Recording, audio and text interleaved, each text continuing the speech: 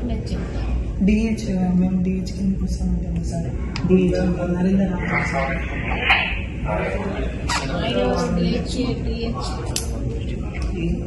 మేము DH DMA ఆయన కూడా చూస్తాం. సమీర్ మేడం, సమీర్ మిమ్మల్ని. అయితే సమీర్ అని ఒక అబ్బాయి నా దగ్గర వచ్చారమ్మా.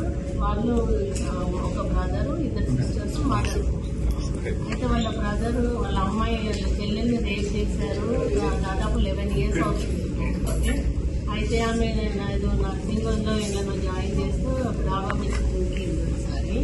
అయితే అప్పటి నుంచి కొంచెం మెంటల్లీ రిటార్డెడ్ ఆ అమ్మాయి. అయితే అప్పటి ఉన్న కలెక్టర్ గారు వీళ్ళ కేసు పరిశీలించింది. వాళ్ళు రిమాండ్లకు పోయిన బయటకు వచ్చిండ్రు. వాళ్ళు ఈమె కొంచెం మెంటల్లీ రిటార్డెడ్ ఉన్నారని ఎర్రగడ్డ హాస్పిటల్లో వేస్తే అక్కడికి వచ్చి వాళ్ళు వీళ్ళు చిరాయిలు చేయడం అట్లా జరుగుతూ ఉంటారు. ఈ పిల్లోడు అక్కడ కూడా అమ్మాయికి సెక్యూరిటీ లేదని వైజాగ్లో ఎక్కడో తీసుకేసి వెళ్ళాడు, వేసాడు. ఈ అబ్బాయి వచ్చేసి వర్కింగ్ మంచిర్యాల, ఈయన నర్స్ అన్నట్టు, స్టాఫ్ నర్స్. పాపం అప్పుడు కలెక్టర్ గారు ఏం చేసిందంటే వీళ్ళ సిచ్యువేషన్ బట్టి డబుల్ బెడ్రూమ్ ఇల్లు ఇక్కడ ఖైరతాబాద్ లో ఇచ్చింది. ఇప్పుడు వీళ్ళ అమ్మేమో ఇక్కడ, ఈ అబ్బాయి ఏమో మంచిర్యాల, ఆ అమ్మాయి ఏమో వైజాగ్లో.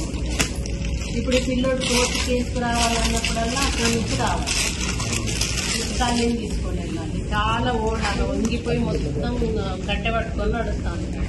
ఈ అబ్బాయి రిక్వెస్ట్ ఏంటి అంటే తన మంచిర్యాల నుంచి నాకు ఇదే ఎర్రగడ్డ హాస్పిటల్కి వేసినా పర్లేదు, నా చెల్లెని తీసుకొచ్చి నేను అందులో పెట్టుకొని నా డ్యూటీ నేను చేసుకుంటాను. మెంటల్లీ వీళ్ళు కూడా డిప్రెస్డ్ ఉంటాడు. మీరు చూస్తుంటే మాటలలో అర్థమవుతుంది. పాపం ఇక వాళ్ళు ఎంత సఫర్ అయిందో కూడా తెలుస్తుంది. అది ఏమన్నా కొంచెం అసలు మీరు ఒక హ్యుమానిటేరియన్ కావచ్చు, అతన్ని ఇక్కడ మనకి ఖైరతాబాద్ ఎర్రగడ్డ హాస్పిటల్, అది నేను లెటర్ పంపిస్తాను. తప్పకుండా చేస్తాను. ఇదే